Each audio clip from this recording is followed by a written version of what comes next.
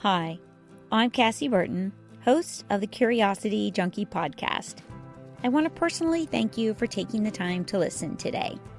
Please feel free to share your favorite episodes and don't forget to hit the subscribe and like buttons. There are a couple of ways you can help support the show. First, take a moment to rate the podcast and leave us a review. Greatly appreciate that.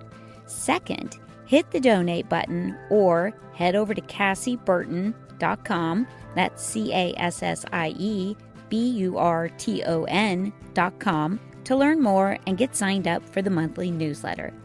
Thanks again for listening and enjoy the show. Today's guest is here to talk about EFT tapping, anxiety, and boundaries. Please welcome Kate Hennessy. Hi, Kate. Welcome to Curiosity Junkie podcast. Yeah, thank you so much for having me, Cassie. I'm so happy to be here. I am thrilled to be talking to you. We're going to dive into a couple of things. Mostly we're going to talk about EFT tapping, and I really don't know that much about it. So let's just jump in there. What is it? What does the EFT stand for? Help me out. Yeah. So EFT stands for Emotional Freedom Technique, and it's more commonly known as tapping. And how we use this modality is focusing on our feelings, our current experience, and oftentimes that's addressing our challenges, our hardships, our traumas, repeating them out loud, and really acknowledging and feeling them so that we can work through them and hopefully, if it's safe to do so, release it. Okay. And so why the tapping? And I know it's very specific. So walk me through some of that. Sure. Yeah. So EFT in and of itself, it only came about in the 70s, but it is rooted in acupuncture, which is an ancient practice that's about 5,000 years old. So it combines acupuncture, tapping on meridian points throughout the body. So when I tap with clients, we tap on 9 or 10 points is relatively common. And we tap while repeating our challenge. And so it combines the component of acupuncture with energy psychology or mind-body based psychology. So it's those two modalities that come together. And excuse me, I'm not sure if you know much about meridians, if you are familiar with acupuncture. Yes.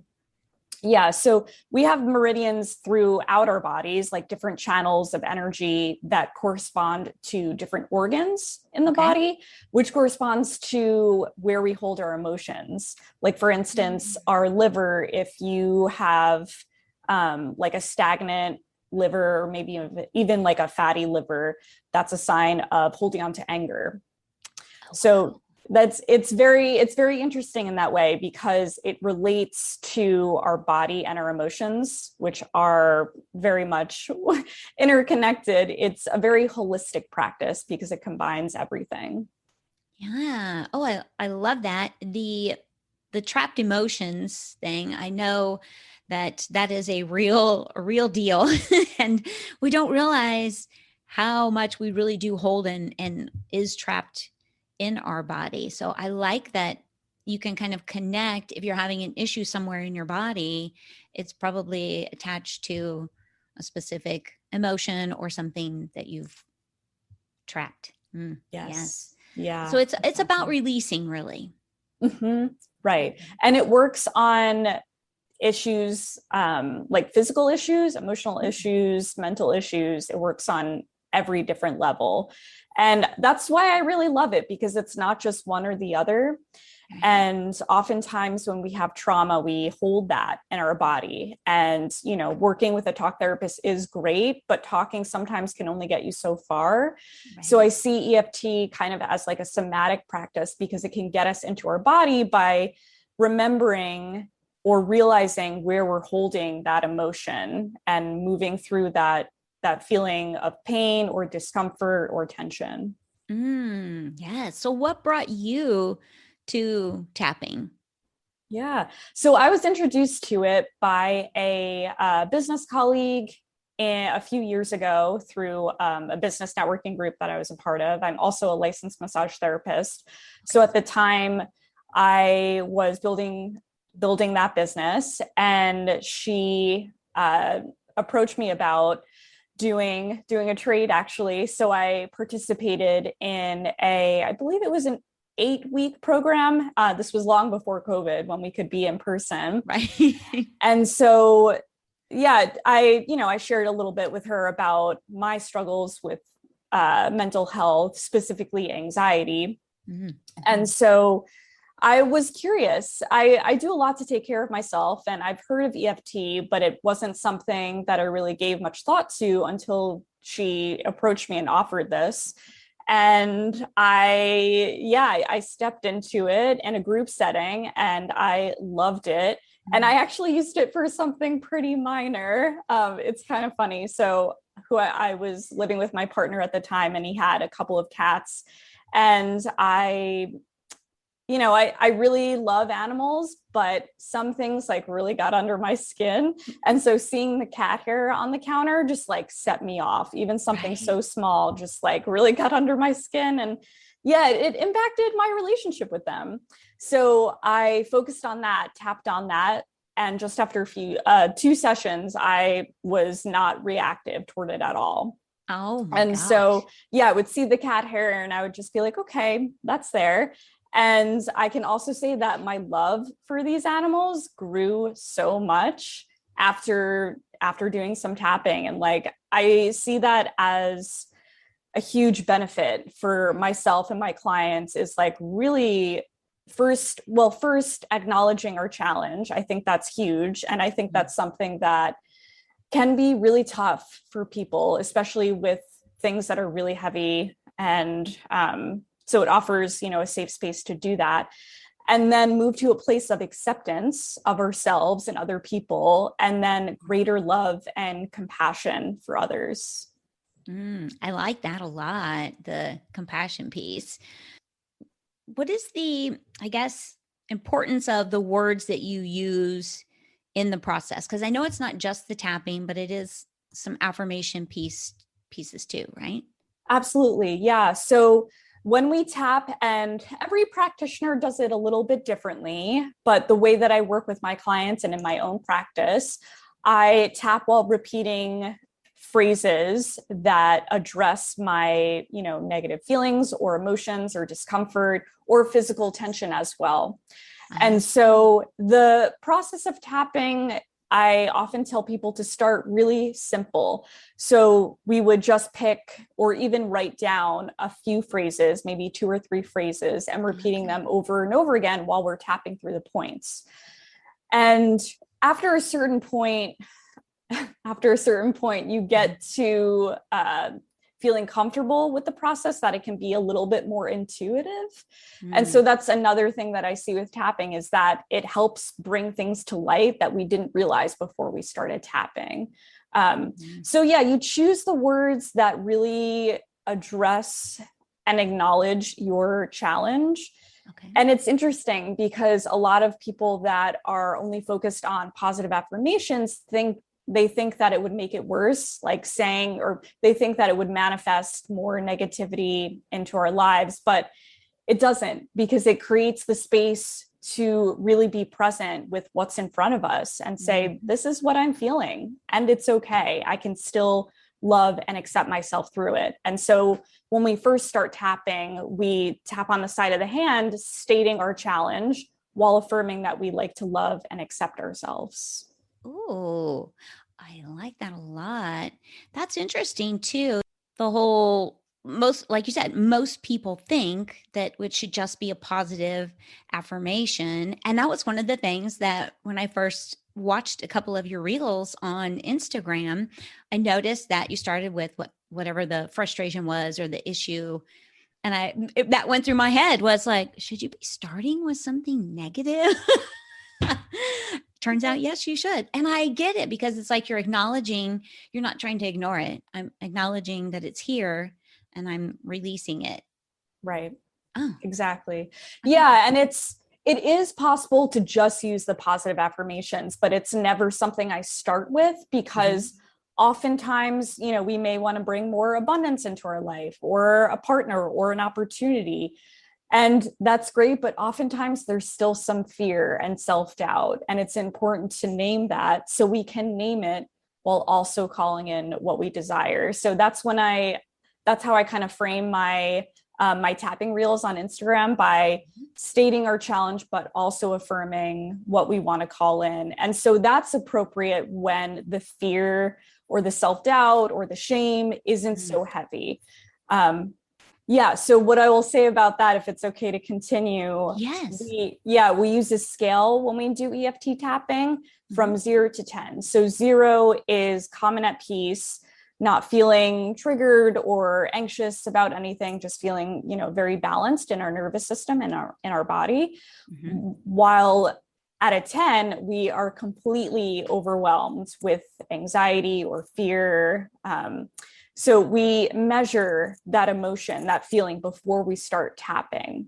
And so the reels that I share on Instagram, the tapping examples, are more for like the lower end of the spectrum. So you might feel a little anxious, a little fearful, or just feeling, down and out about yourself at like a 3 or 4, but you still want to call in some positivity. Right. Okay. And I think that's great that you share it on something basic there, because it did pique my interest. And I was like, oh, I need to know more about how this works, what it is. I know I've had a girlfriend that did it for a while, and she absolutely loved it. And I think actually at one point she was thinking about getting into teaching it, kind of learning more about it. I am kind of curious, what is that process like if somebody says, oh, I love this and I would love to know more about teaching it? What's the timeline on something like that? Yeah. So I went through my certification process a couple of years ago now, and it involves, I did it all through Zoom. So it's a few weekends of training, and then I had to do a certain number of sessions with practice clients. Right. And so it's doable within like a 6-month time frame. And I think, I stepped into this when, I guess it was actually about a year ago that I was considering moving in this direction, with COVID shutting down and my hands-on work being on pause. But I've been doing the practice for a few years now. And going through that just like was so healing in and of itself, going through this process and working, practicing with colleagues of my own, and really going deeper. And I think that's something that I haven't mentioned yet, is that EFT, in my experience, has been more beneficial than other forms of therapy, because it's able to go to the root cause of our limiting belief systems, our feelings of unworthiness, much faster, because we're able to, acknowledge our challenge and also get into the space of remembering our past. Because the theory behind EFT is that no matter where we are in our life, there's something from the past that's holding us back from moving forward. So with that, it can be very deep and very powerful. And it's really helped me transform my relationships. And people have told me this within my immediate family. They've said, I've seen so much change and so much growth within you since you've started doing this practice. It's been so incredibly healing. And I'm so grateful to have this in my toolkit and be able to share it with everyone that's open to it. Yes. And I do want to touch a little bit on, with therapy or even a practice like this, I think meditation too, anything that's going to help us release some of those trapped emotions, it really is an ongoing practice, because constantly things are getting trapped within us. We're being triggered, where things are happening. Someone says something. So it's not like you just get to a place and everything is ta-da. I always like to kind of drive that home. Therapy is great, but it's ongoing. I think just as meditation is for me, or journaling, the tapping, I would believe, would kind of fall in that same category. So on that note, is it something you can do every day? Is there a limit to how often? I don't know how that works. Yeah. So I love having like a morning routine, and oftentimes I will tap in the morning when I wake up. And I find it really helpful for people that struggle with anxiety, because I know for myself, sometimes I wake up and my mind's already going of things that I have to do that day. So it's a great practice to integrate into your morning, and just tapping on the points while talking about what you're worried about, or even just tapping and breathing. Sometimes I do that as well if there's nothing very, present in front of me. But however, I will say that it is best to be as specific as possible when you're tapping. A lot of what I share online is relatively general, just to make it accessible to everyone. But when you're more specific on what's going on for you, then you'll get more results with using tapping. So you can tap in the morning. And I say to tap until you feel calmer. So that could be just a few minutes, that can be 10 minutes, 20 minutes. And there isn't like a hard and fast rules with tapping, with like the amount of tapping that you do. I know for myself, I've experienced, and some other people have shared, that after, more than 30 minutes of tapping, you might feel a little bit lightheaded. So it is important to pause after tapping for 10 minutes or so and drink some water, stay hydrated, because the energy is moving, so much is moving within us. Yes. And then, it's something that you can do really any time of day, but I find it best in the morning and sometimes before going to sleep, to just really wind down and really calm the nervous system. Mm-hmm. So talking about more of the specific, like you were saying, it's good to have the general, but how, and I'm assuming this would be the benefit of working with a tapping practitioner, because they're going to help you get to kind of that root cause of where it's trapped and that kind of thing. Mm-hmm. Right? Yeah, absolutely. Right. So you can tap on your own, and anyone can benefit from this practice doing it on their own. Right. And with that said, it's best to, if you are going to do the work on your own, to just focus on what's present, rather than really diving deep into the past and healing past traumas or things that are really uncomfortable and really stuck. So, but it really depends on where someone's at in their healing journey, because if you've done some work on yourself, if you're intuitive and, things come to you while you're tapping, which I mentioned before, it can be a very enlightening practice, and things from the past come up. And when that happens, I always recommend to receive support from someone, whether that's a tapping practitioner or therapist, to really move through that with support, because doing it on our own, it's uncomfortable, it's scary, and you also just won't get the same kind of results when you're working on your own versus working with a practitioner, because they're there to really guide you and to check in with you about, is this emotion really still feeling stuck, or is there something else that needs to be uncovered? Yes, absolutely. Because I've done a lot of work on my own, but I do think you still get to a point where your body still wants to ignore or push it down as much as you want it to come up or recognize something. Sometimes the mind is just more powerful and says, oh, no, I don't think so. Right. So I do. I like working with a therapist, someone that is an expert in the technique or the practice, to really figure out. So I'm recommending that for anyone that's interested in trying tapping.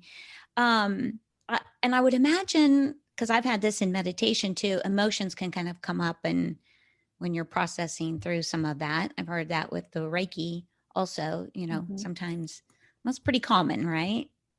Yeah, absolutely. Yeah. Sometimes what I find is, oftentimes I'll be working with a client and they'll be really angry about something, and we'll be tapping, and after a couple rounds, it's underneath that anger is oftentimes grief or shame. And I feel like those emotions are much more difficult to process in my experience, like in my own practice and working with clients as well. And when that comes up, like, yeah, really having the support of someone to, yeah, show you compassion and really support you through that is, yeah, totally essential. And yeah, even more helpful than working on your own. Right. And one of the things I think about, and you touched on it, is anxiety. And I want to talk a little bit about boundaries too, because when I say boundaries, I tend to get a little anxiety. So let's dive into a little bit around anxiety and kind of maybe talk a little bit about something specific or a way that tapping can help those of us that suffer from anxiety. Mm-hmm. Yeah. Yeah. So when we're feeling anxious, we all experience anxiety differently, right? For some folks, it's, racing mind, not able to focus. Other times, for me and some other clients that I work with, having tension in our chest or, feeling like there's a lump in our throat. And so those feelings, either the racing thoughts or the physical tension and discomfort, can kind of guide our tapping process. So whatever comes up, whatever is strongest, and then that goes back to measuring our feelings and emotions on that scale from 0 to 10, can help us decide where to start when we start tapping. So when I work with clients one-to-one, I'm taking notes about what they're sharing and checking in with them and say, okay, after you shared all of that, what feels strongest for you right now, emotionally, physically, like what feels like has the most weight to it. And so that will guide our process to starting. Okay. So you kind of have to dig in a little bit and really figure out where to start. There's no just like one size fits all practice with that. It really is kind of identifying what it is and where it is trapped in your body. Right. And what it's Absolutely. feeling like. Okay. Yeah. And with that, it's, for folks that are new to tapping, I do have a lot of resources online. And it's using, like you mentioned, journaling. That's an incredible tool to combine with tapping, because if we don't know what to say while tapping, if we just feel kind of lost and confused, once we start writing, everything that we wrote down can help guide our process as well. Mm-hmm. So do you have any specific journal prompts that you say, hey, when you're really not sure what's going on, write about or start here, think about anything like that? Yeah, I think I really love helping people get into their bodies. Oftentimes when I'm working with clients with anxiety, we start there, right? So kind of taking a few moments to tune in and ask ourselves, where do I feel this anxiety in my body? And then going deeper with that, what does it feel like? What does it look like? So is there a shape to it? Is there a color? Is it hot? Is it cold? Is it heavy? Is it dense? That can help guide our process with tapping. And then if and when going deeper, thinking about like when did I feel this last, whether it was today or yesterday, and what triggered me to feeling anxious. So taking time to really sit with that and get curious about where the anxiety is coming from. And if you don't know right away, that's why I like starting with the feelings in the body, to really get ourselves present in our body, to move the discomfort and see what comes up, because oftentimes there's emotional stuff underneath that. Yeah, absolutely.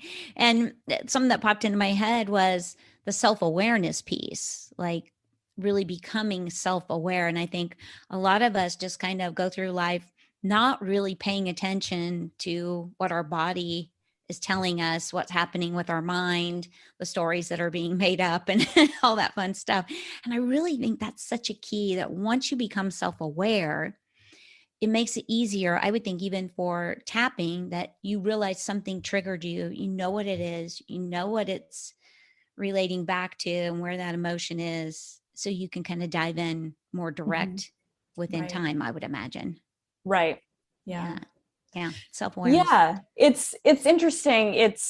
I find, working with folks who have done some work on themselves is is an important piece to it. So if you don't have much self-awareness, I do think tapping can create and allow more self-awareness to come to the surface. But I do see that being a challenge for some folks that aren't incredibly self-aware, and also folks that are not comfortable expressing their negative emotions or their feelings. And it's not, it's not anyone's fault. I see it more as like a cultural and society thing that we're not supposed to talk about things that are uncomfortable. So it's not our fault that we feel uncomfortable talking about these things and feel very skeptical about, different ways of addressing our emotions. Yes. And that is why I love doing this podcast, because there are so many healing modalities out there. And one might not speak to one individual, but it might speak to another. And so I love learning more and more about anything that can help us process emotions, feelings, trapped energy, all of that, because it's not something we talk about mainstream culture. We really don't. It's like, you don't feel anything, push that down, keep moving forward, just keep moving. I'm like, no. Take a second, get in touch with yourself. It's so important. Absolutely. Yeah, I do think that the time that we are in right now, and with, COVID happening last year, I think it finally gave people permission to really feel their feelings and talk about it more openly. So even though it's such a crazy time and so stressful for so many people, I do think that is something good that's come out of it. Yes, I 100% agree. It gave people time to slow down and kind of spend some time with themselves. So I agree completely. Well, let's talk a little bit about boundaries, because I know you do work in and around boundaries as well. What are boundaries and why do we need them? Yeah. So boundaries, there's different levels of boundaries, right? So I see boundaries on an energetic level. So what that is to me, it's sensing the energy in a room, a new place that you're in, and kind of creating safety for yourself to not be impacted by the energy of a place or by the energy of others. Okay. And then boundaries within relationships is a little more complicated and can be a little more messy. And I see it as, speaking up for yourself, stating your need, and making that known to someone of what you can tolerate and what you cannot tolerate.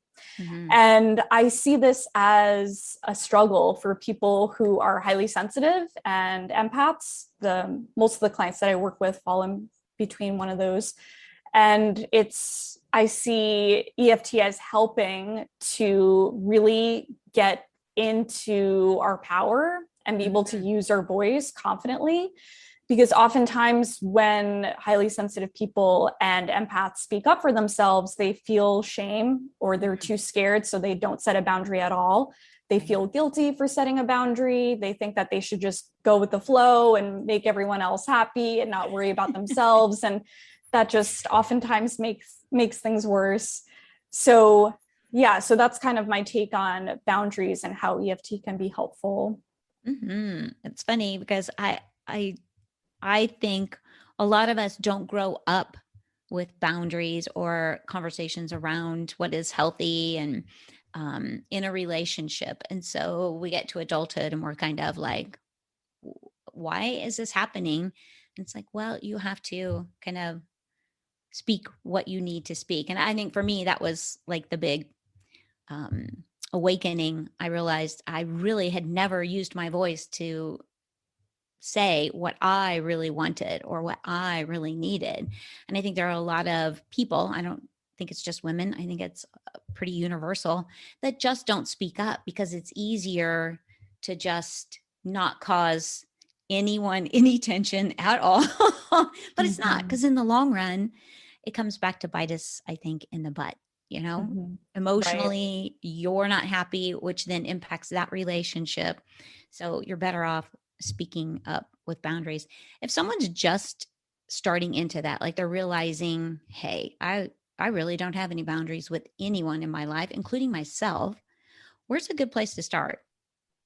Yeah, I think starting with yourself is the perfect place to start Mm, because you're right, you're just in control and in charge of yourself. Whereas starting with your family just carries a lot more weight. mm, mhm. So I often say to start with yourself. And so, an example of a boundary that I like to use, even for myself, is setting time limits around things. Oh, So that can be like a time limit around social media, whether I'm on it for, a half hour or an hour a day, or turning my phone off at night.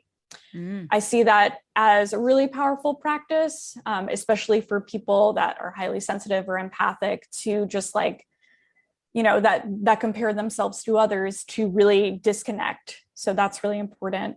Um, and also having boundaries around showing up to an event. So I also like using this example. So if you're going to an event at a friend's house or someone you feel comfortable with, but you're introverted and you're shy and you're not sure if you can stay the whole time, just letting that person know that, hey, I can stay for a couple of hours and then I have to go, is great, because it gives you mm. gives you a place to start and feel comfortable setting that boundary with someone, Yeah. especially someone that you trust, is key for starting the process of setting boundaries. Oh, that's a good one because you're kind of setting it up front, and Mm-hmm. then there's a little accountability for yourself as well to now you've said you're going to do that, go ahead and pull out and it's okay because you've already told them up front. I Right. like that. Yeah. Yeah. I read somewhere, I can't remember who it was, suggested starting with yourself with something even as simple as sending food back when it is not what you wanted. Mm. And I thought, never really thought about that, but I don't know how many times I've gone, oh, it's okay. I'll just eat it anyway. I'm That's a like, good one. right? Yeah. Yes. I thought, oh, that's a good one. I kind of like that. What I think of is if I'm going to set a boundary, maybe it is causing me some anxiety. So, is there a simple practice that puts you in a good place? Maybe even increases a little bit of self worth as you go into maybe having a conversation around boundaries. Mhm.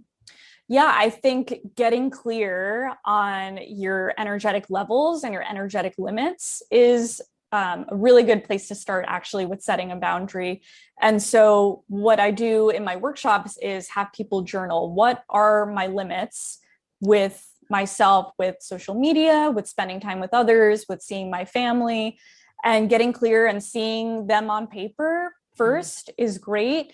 And then next to that, writing the fears or the guilt associated with setting those boundaries. So I want to set a boundary with myself, with, showing up to this event, but I'm worried that, if I leave early, that I won't be accepted, or I'll feel guilty for leaving early.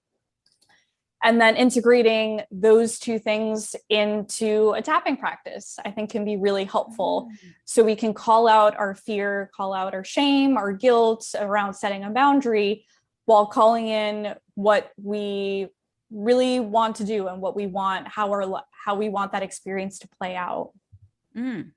Very cool. I like that. I do want to talk about what you have going on, events and workshops, but you said something and it made me think about the tapping points. I did want to ask about that. Are there, like you were saying earlier, there are a certain number, right, Mhm. that you use? Can you walk us through like where they are on the body? Because I would Yeah, love to see sure. that. And maybe because this is audio and visual, if you can kind of talk about where you're touching so the listening audience would have reference. Yes. Yeah, Okay. perfect. So we start here. So I call this the karate chop point. So I'm tapping on the side of my hand underneath my pinky. Okay. And so here we state our challenge while affirming that we love and accept ourselves completely. So when I tap with clients, I say a phrase and they repeat it back. So it's like a call and response. Mm-hmm. So we'll say a phrase 3 times here. And then we move to the first point, which I do the top of the head. So I'm using my fingertips of both hands. You can use one or two hands while tapping. That's totally up to you. And the specific point is you don't have to be super concerned with finding the exact point on the body. Yeah. If you really wanted to, you could spend some time and find where it is tender. So touching the top of your head and feeling where there is a tender point. If you wanted to be really exact, you could do it that way. So that's the top of the head. And then we go to the inner eyebrow. Again, I'm using two hands here with my first two fingers, and this is closest to the bridge of the nose. And then the third point is the side of the eye. Okay. Using both of my fingertips, two hands, one or two hands works fine. And then under the eye. So this is directly under the center of the eye, kind of hitting your eye socket there. Oh, yeah. Okay. I'd have to take my glasses off. And then under the nose, here I switch to one hand using the first two fingers because that feels the easiest. And then chin point, again, just using one hand here, using my first two fingers right underneath the mouth. And then I go to two hands for this point. So this is the collarbone. So right underneath the two bony knobs of the collarbone, tapping there with two hands. The next point is underneath the arm. So this is about 3 inches below the armpit. Okay. And I use one hand. You could tap with two hands. I think that could feel a little uncomfortable. So I just say to clients to do whatever feels most comfortable and easiest. Right. When you're tapping through the points, you don't need to switch back between one arm and the other arm. You can just stick to one side. That's totally fine. Yeah. And then we go to the wrist point. So you're pretty much making an X with your two wrists, tapping there. And then the last point I do is side of the hand. So we also call this the butterfly point, which I think is kind of sweet. So you're hitting the side of your hand by your pinky. So, okay, yeah. And so that's most similar to the starting point, the karate chop point. So those are the 10 points.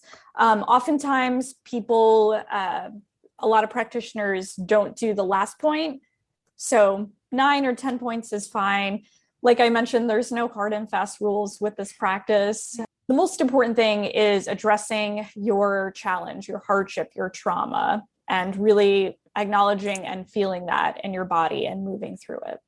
Mm-hmm. Okay, well, cool. I was really curious about, like, are they all over the body? It's mostly the upper body and the hands. Okay. Right. Yeah. And I have, when I was doing my training, they mentioned like you can even just tap on one point, choose like a favorite tapping point. I really love the collarbone point. So sometimes I'll just tap on that. The meridians are located throughout the body, right? So there are other tapping points. There's even a point on the ankle. There's points in the legs that we could tap on. But for the sake of, doing this work with people over Zoom, just sticking to those 10 points feels best. Right. Ooh, I love it. So let's dive into conversation around what events or workshops. I was thinking you just had one or something. I had one last month. So a few weeks ago now. The next one I have coming up is on August 18th at 7 p.m. And that is going to be on self-worth. So you actually mentioned before asking about boundaries and anxiety and self-worth, and they can all kind of get wrapped up and intertwined with this.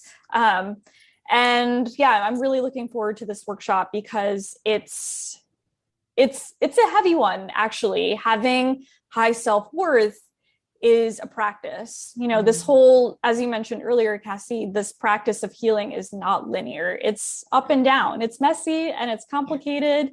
So I'm excited to hold that space for people to really go deep beyond what's on the surface to find out why we have feelings of low self-worth, which is oftentimes related to our childhood and being neglected or emotionally or physically abused. But also systemic racism is a big one too, that impacts our feeling of self-worth. Absolutely. I think a lot of people struggle with self-worth, and they probably don't even realize that is what's holding us back a lot of the time. We don't think we're Right. worthy of something. Right. And I love that you're doing that. So that's the 18th, you said. And how would Mhm. someone get connected to you to sign up for that or participate? Yeah, so I have all the details on my Instagram. So if they go to katehen.healing, that's all the details are there. There's a link in my bio to sign up for that one. And I will have one on boundaries. That's going to be the following week, but I don't have the exact information there. But I, share all the updates on events that I'm hosting on Instagram. So it's best to follow me there. Yes. Okay. And I will run that on the bottom and put it in the description so everybody has a way to connect with you. What else? I Yeah. feel like maybe there's just so much that could be talked about. Yeah. Yeah.